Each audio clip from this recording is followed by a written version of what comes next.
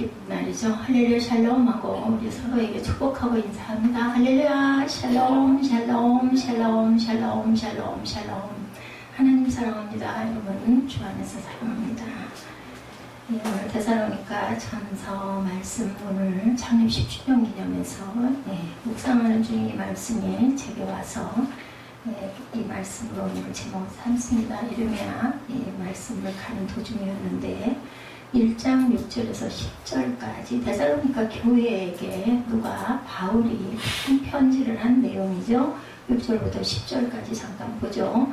너희는 많은 환난 가운데서 성령의 기쁨으로 말씀을 받아 우리가 줄 본받는 자가 되었다. 이 말씀 보니까 환난 가운데서 성령의 기쁨으로 우리가 어려운 일, 힘든 일, 고통스러운 일이 있을 때 성령께서, 하나님께서, 예수님께서 우리 마음에 기쁨의 말씀을 주셔서 우리가 말씀으로 다시 기쁘게 위로를 받는다는 말씀입니다. 7절에 그러므로 너희가 마게도냐와 아가냐에 있는 모든 믿는 자의 본이 되었다. 데살로니가 교회가 마가도냐와 아가야 그 주변에 있겠죠. 그러니까 그 사람들에게 모든 믿는 자들의 본이 되었다라고 얘기합니다. 8절에 주의 말씀이 너에게로부터 마게도냐와 아가에게만 들릴 뿐만 아니라 하나님을 향하는 너희 믿음의 소문이 각처에 퍼졌다. 소문이 났어요.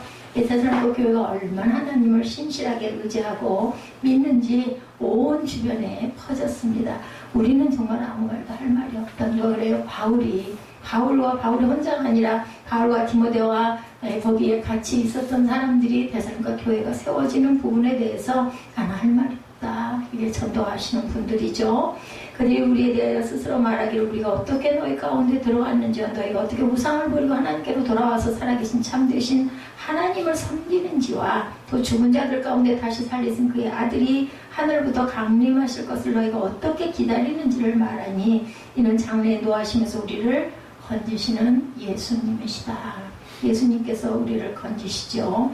건지셨습니다. 건지시는 게 아니라 이미 십자가에 못 박히심으로 건지셨어요. 제가 오늘은 찬양이 조금 아마 우리 그 인도하시는 우리 에스더 전사님 찬양이 조금 좀 이렇게 뭐랄까 부드럽게 흘러가지를 않고 뚝뚝 끊기기도 하고 벼랑간에 모르는 찬양이 한 곡 툭 튀어나오기도 하고 그래서 아마 많이 당황하셨을 건데 오늘 제가 계획 있게 찬양을 하지 않았습니다. 마음에 오는 그냥 찬양들 감사부터 시작을 해서 우리의 저와 여러분의 고백 세상을 향해서 가고 또한 세상을 향해서 증가하고 전하고 이런 부분들을 주 내용으로 해가지고 제가 그 목록을 보고 찾다 보니까 어떨 때는 또 같은 비슷한 제목이었는데도 다른 찬양이 나와가지고 좀 모르는 찬양이기도 하고 이게 또 빠른 템포끼리 쭉 이렇게 이어져 가야 되는데 벼랑 안에 조금 느린 찬양이 나오기도 하고 있을 거예요. 아마 목록에는 느리고 빠르기가 없어요. 그래서 제가 찾는다고 찾았는데도 조금 오늘은 뭐 그런 격식, 뭐 그런 흐름, 매끄러운 흐름, 뭐 그런 거 따지지 않고 마음의 그냥 기도, 마음의 소원, 우리 교회가 세워져서 어떻게 가고 있고 나는 어떻게 변화받고 있는지 우리 또 일부 때 예배가 그런 말씀이었죠. 우리가 하나님으로 인하여 우리가 그리스도의 본이 되는 그러한 삶을 과연 우리가 살고 있는지 돌아보는 시간이었습니다. 그래서 찬양을 그렇게 했어요. 결론, 예수님께서 이 세상에 오신 뒤에 세상은 새롭게 변화가 됐을 뿐만 아니라 변화가 됐죠. 당연히 뿐만 아니라 우리가 영생의 반열에 들어가게 되었다. 그게 안 믿어지고 뭐 죽으면 그만이지 이런 분들은 아마 이 자리에 계시지 않을 것 같습니다. 그런 분들이 뭐 주일날 교회를 가고 예배를 드리려고 할 필요가 없죠. 저는 내 마지막 인생이 끝나는 언제인지는 모르지만 우리 소관이 아니에요. 제가 일부 때도 얘기를 했지만 나는 빨리 가고 싶은데 하나님은 제게 향한 계획이 있기 때문에 너는 더 살아서 네가 할 책임을 다하고 와라. 근데 물론 중간에 죽는 일도 있어요. 불상사도 일어나는데 이 모든 것들은 하나님께서 아십니다. 야곱과 에서를 왜 편애를 하셨을까? 제가 어린 날은 이런 생각을 했어요. 지금도 어리지만 신앙이 어린 날을 말씀드립니다. 도대체 공평하신 하나님이 왜 멀쩡하니 리브가의 뱃속에 있는 에서가 야곱 동생을 쌍둥이인데 섬기리라고 말씀을 하고 미워한다고 나는 에서를 미워한다라고 하나님께서 성경 말씀에 이렇게 써져 있어요. 미워하느니 그래서 리브가가 하나님 뜻을 알기 때문에 야곱을 더 사랑했고, 이삭은 사냥에다 주는 아주 남자답고 기울이 장대한 에서가 더 이뻤던 거죠. 그래서 에서에게 축복을 하려고 했지만 결국은 차자인 장자의 축복이 대단히 컸습니다. 우리나라도 아다들을 중시 여기는 게 그 이스라엘의 그 전통하고 너무 많이 닮은 게 많다는 생각을 합니다.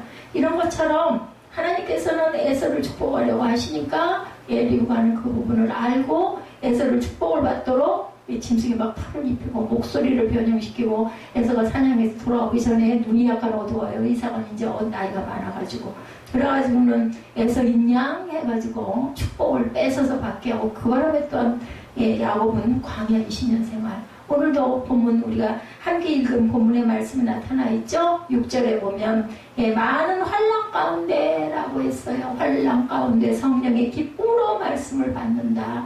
그러면 여러분들 환난 받으시겠어요? 안 받겠어요? 아이고 나는 환난 없고 성령의 기쁨 필요 없어. 이걸 선택하시는 분도 있을 거고, 그래도 나는 환난이 입에서 하나님의 기쁨이 내게 충만하다면 나는 그 환난 갈래요 하는 사람도 있을 거예요. 근데 제가 어제도 아까도 읽을 때도 얘기했지만 내 앞길을 알고 그 길을 가겠다고 할 사람은 아마도 없지 않을까. 화평탄치만은 않습니다. 어려움이 항상 따르죠. 근데 그 안에서 하나님의 기쁨과 성령의 말씀을 받게 되면 얼마나 축복일까요? 아니어도 환난은 옵니다. 우리 인생 자체가.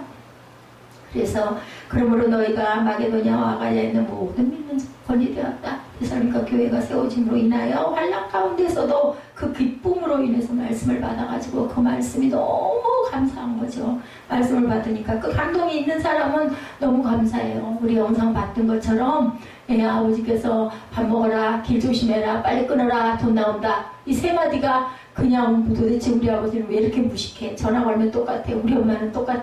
아우 정말 말상대를 못하겠어. 이랬던 사춘기 어린 시절에서 나이가 좀 먹다 보면 밥 먹어라, 차 조심해라, 얼른 끊어, 돈 나와. 이 말이 와, 엄마가 나를 사랑하는구나, 아버지가 나를 정말 사랑하고, 정말 무식한 것 같고 거칠고 지저분해서 딱 보이기도 싫고, 누가 한나야 부르면은 아이고 창피해 그리고 고개를 돌리고 아는 체 안 하고 싶어 했는데, 어느 날인가부터는 그 모습이, 그 추레한 모습마저도 귀하게 느껴지는 은혜가 있다라는 거죠. 그걸 빨리 깨달으면 깨달을수록 저와 여러분에게 축복이 넘칠 줄 믿습니다.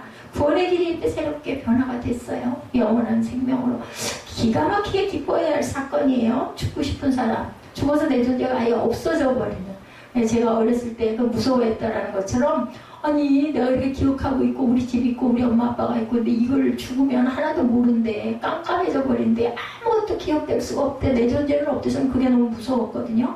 근데 영원한 생명으로 우리 몸은 없더라도 우리 영이 내 딸을, 내 아들을, 내 후손들을, 또한 대한민국을 아니면 세계를 둘러볼 수 있다니 얼마나 기쁘고 감사합니까? 그리고 그곳은 눈물이 없는 곳이래요. 그런 곳으로 갈 수 있게끔 변화시키신 분이 바로 예수 그리스도시다. 그래서 우리는 예수님을 열심히 닮아가는 거죠. 우리 마음에서, 우리 마음에, 그죠? 그 악한 근성하고 계속 성령의 말씀하고 싸움질을 하면서 자라갑니다.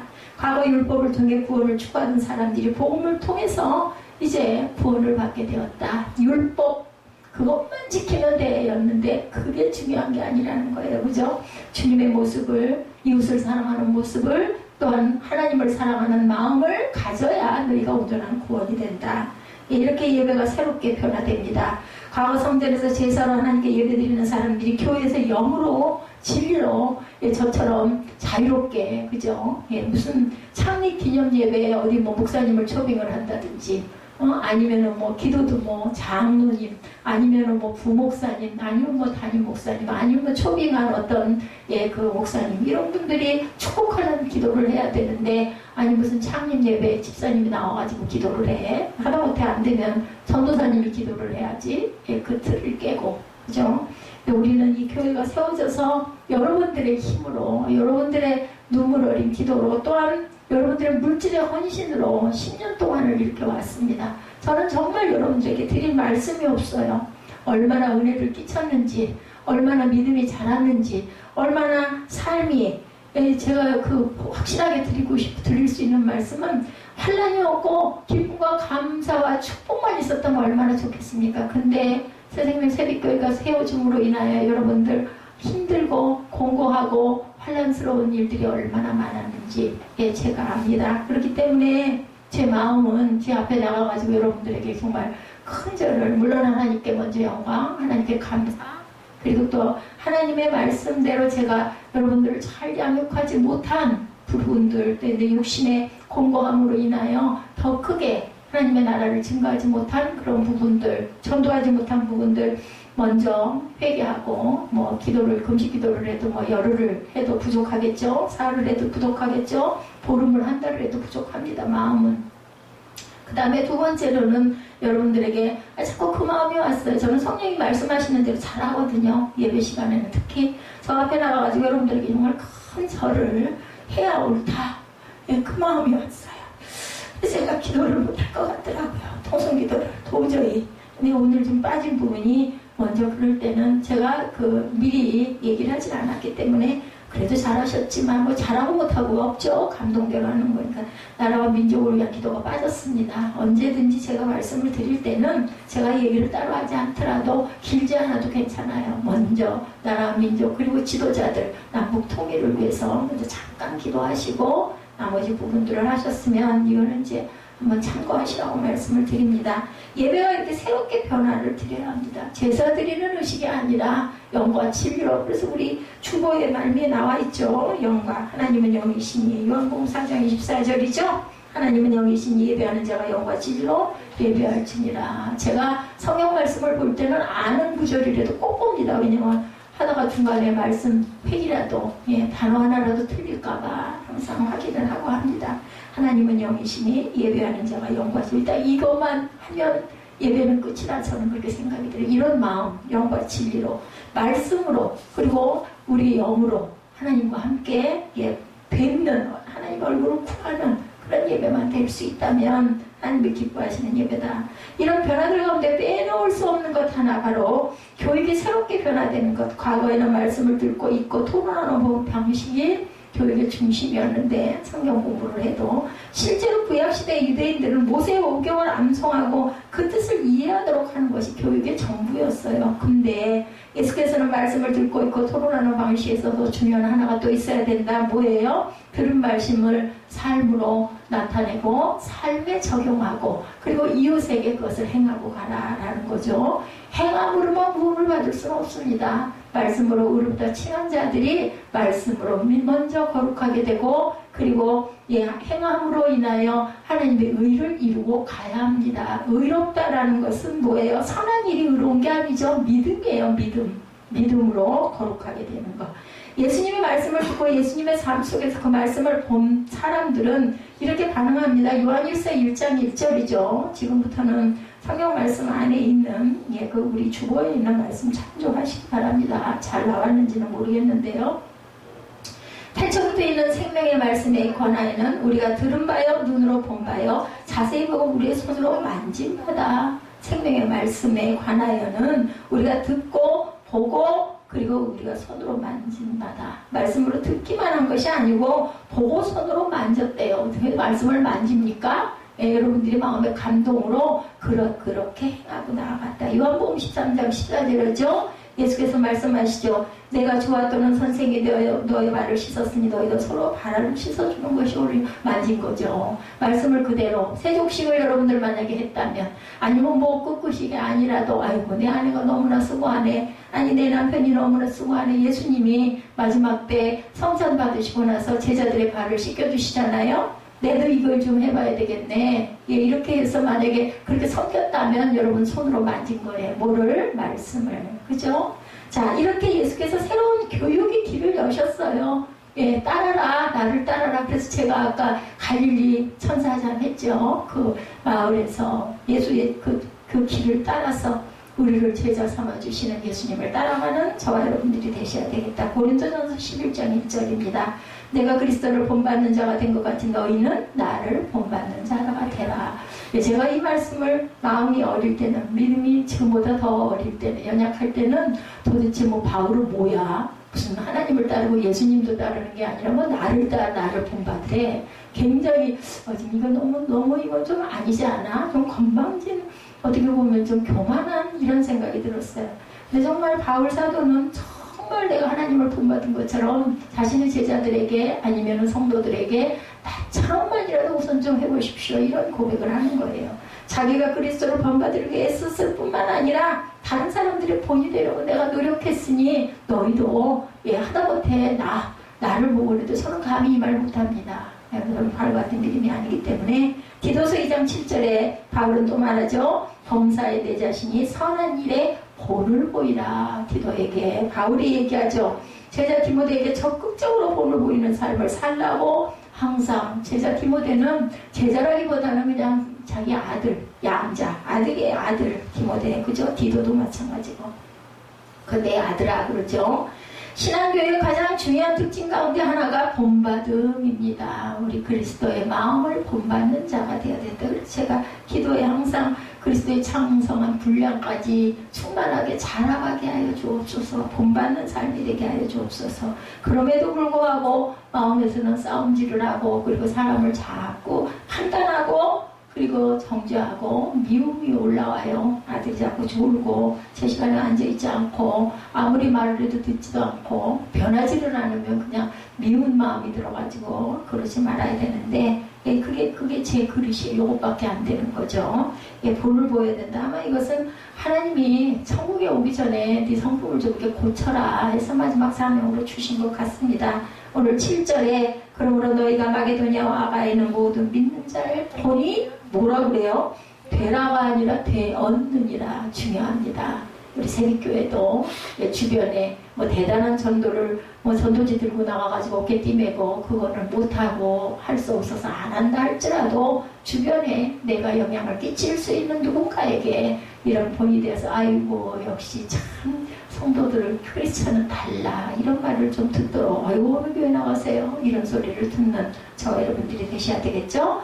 데살로니가 교인들, 마게도냐 지역의 교인들과 아가야에 있는 교인들의 본이 되었어요. 믿는 사람들에게 마저도 본이 되었다. 게다가 8절에 보니까 주의 말씀이 너희에게로부터 마게도냐와 아가야에만 들릴 뿐 아니라 하나님을 향하는 너희 믿음의 소문이 각처에 퍼졌다. 어휴, 그 교회 성도들은, 그 교회 누구는 정말 대단해, 이렇게 믿음이 대단해, 이런 이야기가 퍼졌다. 데살로니가 교인들의 믿음의 소문이 그 주변에 있는 지역으로도 퍼져나갔다. 이것은 신앙 공동체가 본이 되고 있다는 것을 말하는 거죠. 야, 정말 조그만 교회고 정말 볼품이 없고 보잘것 없는데 세빛교회 성도들 그 집사님이 거기 집사님이란다. 진짜 정말 온유하셔, 이런 말 듣는 거. 예수의 영광, 예수의 모습을 드러내는 모습이죠. 그래서 되게 이런 얘기 많이 하죠. 교회 다닌다는 얘기 안 해야 돼. 내가 어디 전도사, 어디 목사라 소리 절대로 하면 안 돼. 왜냐하면 하나님 영광 가릴까봐. 그런 얘기를 합니다. 그게 맞을 수도 있지만 때로는 담대하게 저 어느 교회 다니는데요, 저는 이야기도 가끔 합니다. 되도록이면 안 하려고 애쓰지만, 왜냐하면 내 행동이, 내 인간의 모습이 드러나가지고 말 갖다가 하나님 영광 가리고 이거 무슨 교회 목사라는 사람 쳤다위야, 이런 소리 들으면 안 되잖아요.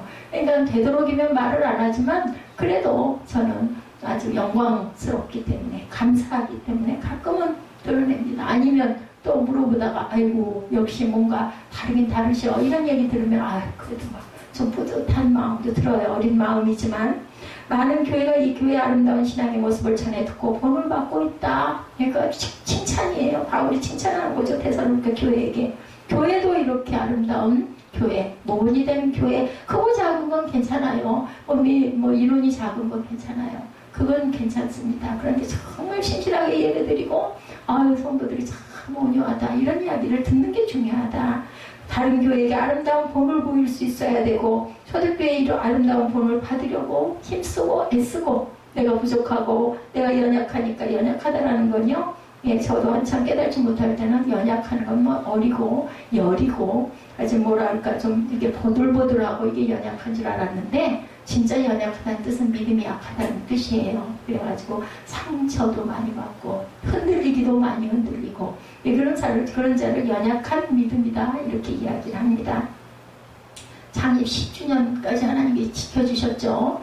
우리 교회가 지금 상동아파트 103동 601호에서 일어나서 3년 동안 기도하고 무릎 꿇고 두 번째로 옮겨진, 그래서 성전 이전이라고 얘기하죠. 예, 이전을 해서 지금 이 자리에서 벌써 7년이 됐더라고요. 도시가스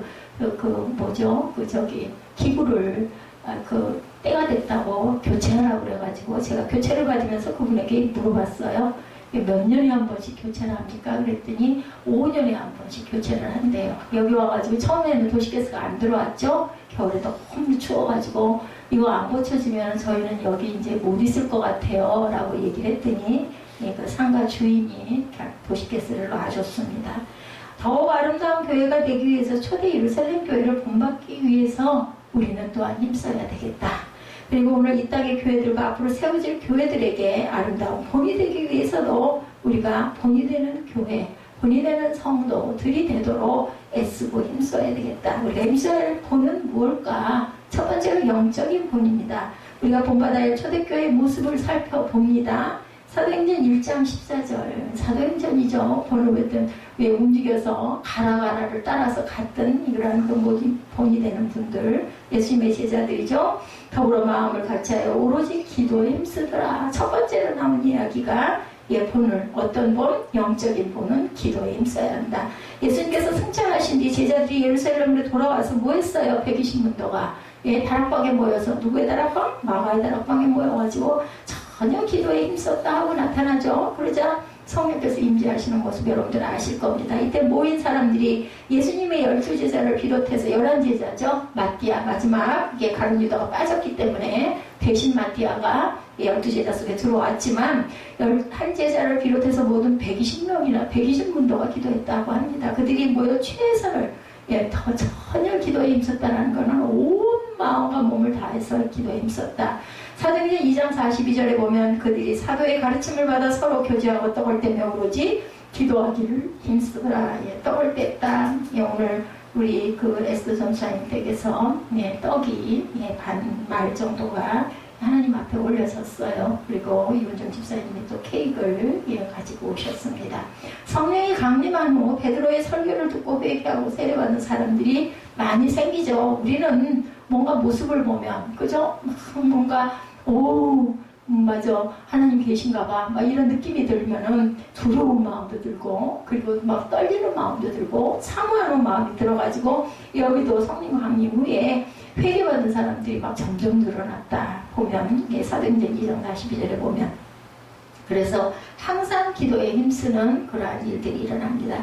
여기서 힘썼다는 말은요, 반복했다라는 뜻입니다. 힘썼다는 말은 원어로 프로스카르테오라는 말을 번역한 건데, 꾸준히 집착했다, 열심히 두드렸다. 문 두드리는 것도 구하라, 주실 것이요, 두드려라, 열릴 것이요 라고 하죠. 그럼 뚝뚝뚝 두드리고 마는 게 아니라 끊임없이 두드렸다, 끊임없이 구했다라는 뜻을 갖고 있습니다. 원어적인 해석입니다.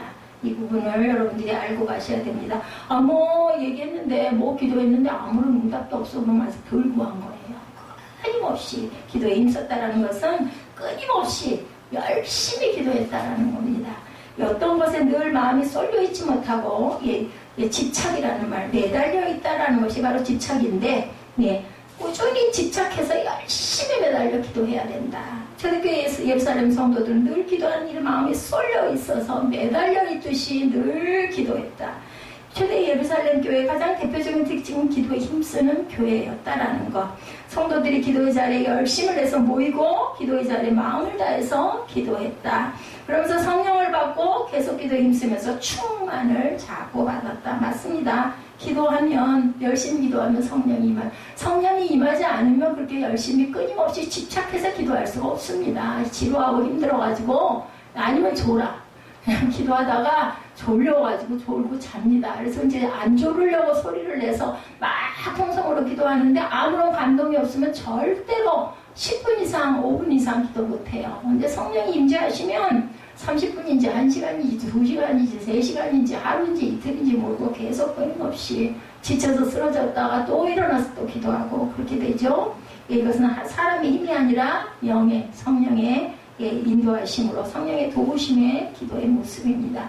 오늘 교회는 영적인 공동체들이 자꾸 모습을 잃어가고 있습니다. 기도자리에 모이기 힘쓰보다는 그래서 이제 교회에서 여러 가지 프로그램을 만드는 거죠. 그래서 가장 많이 하는 게 바자회, 뭐 아니면 무슨 모임, 아니면 뭐 어디 수련회, 아니면 뭐 어디 가서 뭐 공동체 좋은 일을 하는 어떤 사역, 뭐 이런 것들을 자꾸 이끌어갑니다. 예, 또는 그 모임 안에서 어떤 뭐 발전적인 부분을 위해서 회의도 굉장히 많이 하죠. 교회 안에 주어진 여러 가지 일들을 하느라고 시간을 보냅니다. 기도는 주변으로 밀려납니다. 그냥 짧게, 아이고 하나님 저희들 이렇게 모였으니까 인도하여 주옵소서. 그냥 그렇게 밀려난다는 거죠. 영적인 힘을 자꾸 잃어간다. 깊은 기도를 못하기 때문에. 예, 초대교회는 기도하기 위해 모이기에 힘썼습니다. 굉장한 박해 시절이었어요. 그때는 예수 믿는다는 거 알았다가는 붙잡혀가서 죽임을 당할 수도 있습니다. 생명을 긴 건투쟁이었어요. 모이는 것과 기도하는 것은. 그런데도 불구하고 열심히 모였어요. 옥에 갇힌 사람도 있고 누구도 그랬어요. 바울과 실라도 옥에 갇혔죠. 지하 감방에 예수 전하다가 순교도 합니다. 목숨을 잃습니다. 근데 여러분들 목숨을 잃을 각오를 하면 못할 건 없어요. 나 뭐 한 번 죽지 두 번 죽냐, 뭐 지금 죽으나 조금 이따 죽으나 언제 죽으나 난 상관없어. 난 그냥 죽으면 천국이고 살아있으면 그냥 살아있는 거고 그냥 하나님께 맡겼으니까 나는 이거 이렇게 하다가 난 타협 안 해. 난 가면 갈 거야. 이런 각오를 하면 못할 게 없는 거죠. 자살하고는 다릅니다. 이거는. 그죠? 그래서 기도의 사이에 모른다는 건 정말 위험한 일이었을 그때도 그렇게 열심히 기도했는데 기도하는 일, 기도한다고 뭐라는 사람이 없어요. 물론 뭐 조용하게 묵상하는 데다 막 방언으로 기도를 하거나 했다가 내쫓기기도 합니다. 어느 교회 갔다가 뭣도 모르고 자기 방식으로 막 했다가는 큰일이 나죠. 분위기적인 부분에 있어서는 우리가 좀 살필 부분은 있습니다. 예, 조용하게 또 방언을 인정을 않거나 아니면 방언이 있어도 마음속으로만 조용히 아니면 따로의 그런 시간이 있기 전에는 조용히 해야 되는 분위기에는 또 조용히 따라가야 되겠죠. 예, 우리가 어떤 기도를 드려도 뭐라 할 사람은 절대 없는데 정말 좋을 때인데도 요즘에는 모이기에 힘쓰지도 않을 뿐더러 모이면 다른 일로 인하여 아우 야유회 간대 아니면 어디 그냥 공짜로 차 태워가지고 밥도 점심도 주고 관광도 하고 그리고 뭐 또 거기 가서 무슨 뭐 말씀 듣는 목사님도 계시기는 하되 뭐 이래서 그 주변 것들 때문에 가는 일들이 너무나 많다. 그리스도인들이 기도하기가 쉬워지다 기도를 이렇게 게을리합니다. 생명을 들여서 기도를 했다가는 큰 일을 박해를 받거나 죽임을 당할 때는 열심히 했던 사람들이 지금은 자유롭게 기도해도 될 때가 되다 보니까 오히려 그런 부분들이 무너졌다. 초대교회 예루살렘 이런 영적인 본 기도하기를 힘쓰는 그런 본의 교회가 되어야 되겠습니다.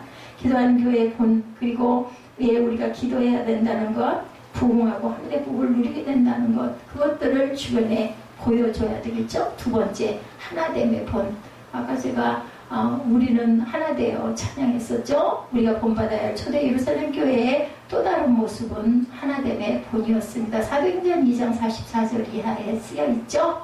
믿는 사람들이 다 함께 있어. 예. 함께 모여 우리 찬양했죠. 모든 물건을 서로 통용하고 재산과 소유를 팔아 각 사람 필요를 따라 나눠주고 그때 니께 내게 없었어요. 재산과 소유가 다 하나님 거니까 그냥 하나님께 드려도 아무 상관이 없으니까 너무 은혜가 넘쳤던 거죠. 우리가 그런 마음이 되면은 내게 아깝지가 않아요. 마음 나눠주는 겁니다. 날마다 함께 모여서 모이면 뭐 해야 돼? 먹어야 되잖아요. 뭐 지금 물론 금식기도도 있지만 대개는 먹고 교제해야 되니까 성전에 모이를 힘쓰고 집에서 떡을 떼며 기뻐하고 순전한 마음으로 음식을 먹었다. 음식을 먹으면서도 서로 왜 우리 점심 먹어요? 그냥 배고프니까 예배 드리고 났으니까 어차피 먹어야 되니까 교회에서 밥 먹고 그리고 가는 거지 아니면 뭐 다음 예배를 잠깐 드리는 거지 이런 의미가 아닙니다. 교회에서 점심을 함께 먹는 것은 성도의 교제예요. 그리고 우리는 한 식구다. 여러분들 수저를 같이 쓴다는 의미가 뭐예요? 수저는 누가 같이 써요? 가족만 같이 씁니다. 그렇기 때문에 어느 수저가 어느 수저인지 모르고 그냥 섞여서 물론 닭지만 그렇지만 그냥 나눠서 먹을 수 있는 거는 우리는 예, 교회 안에서 하나 형제 자매입니다. 이런 고백이기도 합니다. 그래서 믿는 사람들이 다 함께 있어. 이게 사도행전 2장 44절 이렇게 나타나죠. 믿는 사람들이 다 함께 있어 물건을 서로 통용하고 다 함께 있다. 함께 했다라는 거 어디에서나 함께 예배하고 함께 기도하고 함께 찬양하고 함께 떡을 뗐다. 집집마다 또 돌아가면서 떡을 떼며 순전한 마음으로 음식을 먹었다라고 표현되어 있습니다. 함께 떡을 떼고 음식을 먹었다. 또 하나는 날마다 마음을 같이 하여 라고 하죠. Every day they continued to meet together. 함께, 정말 함께는 중요합니다. 하나님이 나와 함께, 예수님이 나와 함께, 성령님이 나와 함께, 내 남편이 나와 함께 한다는 건 혼자가 아니라는 뜻이에요. 의지가 된다는 뜻이죠. 짐을 같이 지어주는, 무거운 짐 지고 가는데 함께 가는 사람이 나는 혼자 손 다 놓고 가겠어요? 아니, 내가 좀 들어줄게. 나눠줍니다. 이렇기 때문에 우리는 함께가 중요하죠. 예배 드릴 때도 마음을 같이 하고, 성찬을 나눌 때도 우리가 함께 집어서 함께 먹잖아요. 의식이기는 하지만 서로 친교할 때도 친해지려면 어떻게 돼? 마음을 함께 나눠야지. 내 마음 따로 갖고 있으면서 형식으로만 앉아있으면 절대로 친해지지 않아요. 그리고 그 자리가 너무너무 불편하고 힘듭니다. 그렇기 때문에 함께 한다는 것은 내 마음을 열어놓고 같이 나눌 줄 알아야 되겠다. 초대 예루살렘 교회는 성도들이 늘 함께 했고, 함께 할 때 마음을 같이 했고, 교인들이 하나를 이루었다, 하나가 되었다. 우리 공동체는 하나입니다.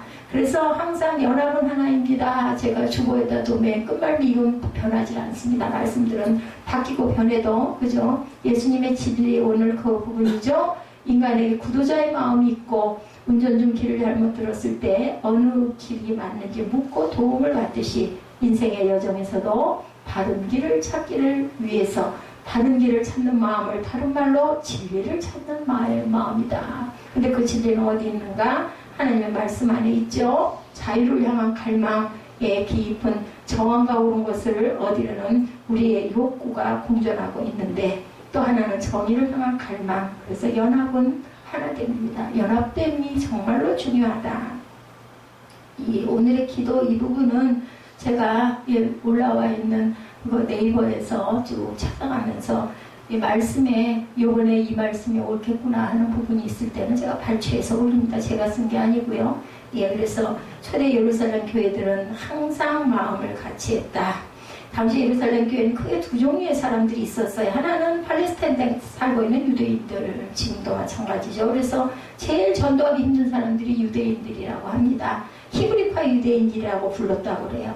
주로 베드로를 비롯한 예수님의 제자들과 유대 지역과 갈릴리 지역에 살면서 예수님을 배웠던 사람들, 히브리 유대인들, 이들이 예루살렘 교회를 주류를 이루고 있었어요.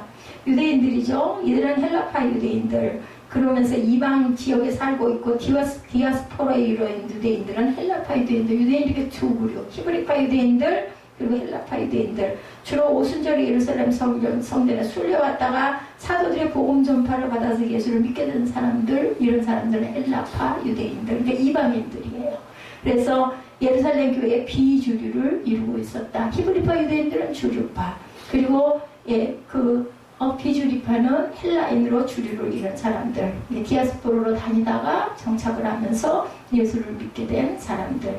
이 두 종류의 사람들은 유대인이라고 하는 너무나 다른 모습인데, 문화가 다르고 사용하는 언어도 달랐어요. 비주류파들은. 그래서 여러 가지 이질적 요소 때문에 갈등의 소지가 있었습니다. 실제로 사도행전 6장에 보면 두 무리의 사람들 사이에 잠복하고 있는 갈등이 폭발하죠. 교회가 심각한 어려움에 봉착을 합니다. 그러나 사도들이 성령의 인도를 따라서 지혜롭게 그 어떤 문제들을 극복을 하고, 그리고 더욱 하나를 이루게 만들어가는 것을 우리가 사도행전에 보면 볼 수가 있습니다. 초대 예루살렘 교회는 성령 안에서 하나를 보여준 너무나 귀중한 모범의 교회들이다. 하나 되기 힘든 여러 가지 갈등과 분열을 교회 안에 서너 명만 모여도 성격도 다르고, 그죠? 생활도 다르고, 가족이 아니다 보니까 가족도 다른 게 많죠. 근데 왜냐면 생활이 패턴이 달라지다 보면 다릅니다. 부부가 닮아간다는 건요, 같이 음식을 먹고 같은 시간에 비슷한 시간에 잠을 자고 말하는 것도 서로 닮게 되고, 이러다 보면 부부가 닮아요. 얼굴 모습도. 그래서 사이가 좋은 부부일수록 모습이 닮아간다, 이런 이야기를 합니다. 닮아갈 수밖에 없죠. 자녀들도 마찬가지로 DNA 유전자도 물론 닮았지만 생활을 같이 하고 같은 음식을 먹다 보면 같은 언어를 쓰다 보면 닮아갑니다. 주님께서 우리에게 이런 복을 받아 오늘 교회들이 하나가 이루어져 되기를 바라시고 계신다. 오늘 교회 현실은 하나를 이루고 있는 교회를 정말로 찾아보기가 힘이 듭니다. 세상 속의 갈등 요소가 교회에 그대로 투영되고 교회가 몸살을 앓고 있는 그러한 지경. 우리 교회뿐만이 아니라 엄청난 어려움들이 있다고 해요. 교회마다 예산이나 이런 부분의 빚으로 인하여서 전에 어떤 분 오셔가지고 교회 빚 그 부분은 혹시 기도 제목은 없습니까? 그래서 제가 아주 당당하게 얘기를 했죠. 빚이 있긴 있네요. 보니까는 지금 그 상호보험 들어가고 있는 부분이 보증금 때문에 붓고 있는 마이너스 통장 그 기간이 다 돼가지고 그걸 갚을 수가 없으니까 주인한테 빼달라고 할 수도 없고 그래서 제가 지금 갚고 있습니다. 근데 그걸 빚이라고 꼭 하겠어요? 보증금은 일단은 살아있으니까.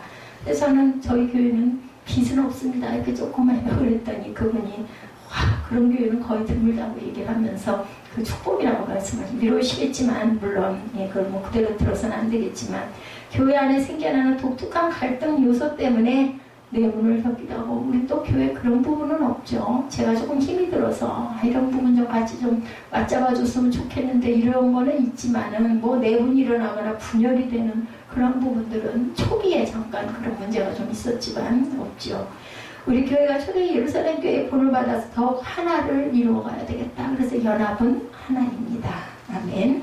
서로 사랑하는 마음으로 이해하고 품어주면서 사랑하지 않으면 이해가 안 돼요. 자꾸 그 부분에 갈등이 자꾸 일어나죠. 미움이 자꾸 생기죠. 사랑하면 이해하게 됩니다. 그래서 그렇지 좀 부족하지만 어떡하겠어 내가 좀 참아줘야지 이런 마음 부부끼리도 그렇죠. 이렇게 다른 점과 갈등의 요소가 있지만 성령 안에서 마음을 같이 해서 한 뜻으로 서로 합심해서 공동으로 또 기도 제목 나누죠. 그러다 보면 그 사람을 좀 더 이해하게 됩니다. 그래서 집사님이 그랬구나. 그 성도님이 그 자매님이 그래서 그런 모습이었구나. 이걸 알게 되면 더 긍휼한 마음이 들어서 우리가 기도해 주게 되죠. 이 시대의 교회들에게 하나의 본이 되는 그런 교회가 세력교회가 됐으면 좋겠습니다. 사명의 본이 있습니다.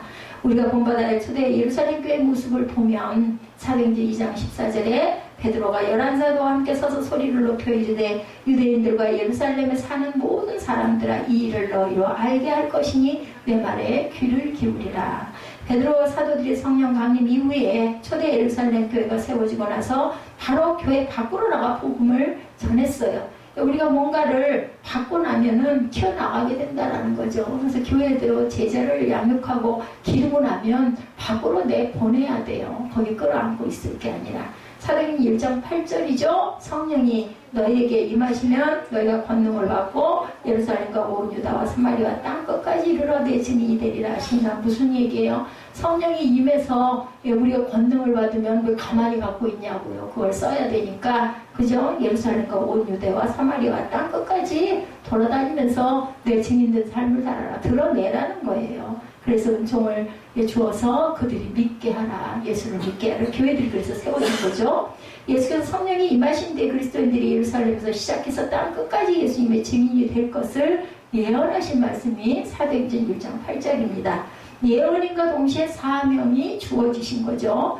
이 말씀에 비추어 보면 베드로와 11사도는 이 말씀의 예언대로 주님께서 주신 사명을 그대로 감당하고 있었죠.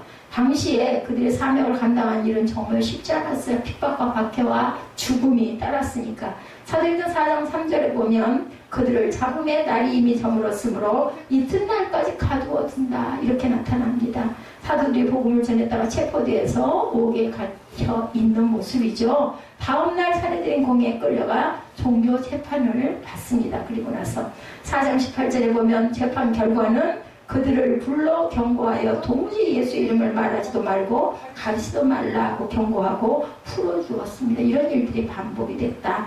풀려나온 뒤 사도들은 교회로 돌아와서 또 함께 하나님 앞에 기도하겠죠. 이런 것들을 좀 고쳐주시옵소서 기도했을 겁니다. 사도행전 4장 29절에 31절에 상황을 기록하죠. 주여 이제도 그들의 위협함을 굽어 보시고 종들로 하여금 담대히 하나님의 말씀을 전하게 하여 주시오며 손을 내밀어 병을 낫게 하옵시고 표적과 기사가 거룩한 종 예수의 이름으로 이루어지게 하옵소서. 빌기를 다음에 모인 것이 진동하더니 그 무리가 다 성령이 충만하여 담대히 하나님의 말씀을 전하니라. 뭐 감옥에다 가다 놔도 뭐 죽인다고 해도 매를 때려도 상관이 없어요. 세상에 감당하지 못할 자들 뭐 항상 다 죽일 수는 없잖아요. 그러지 말라고 그 품방을 보내면 또와 똑같이 하나님의 말씀을 전합니다.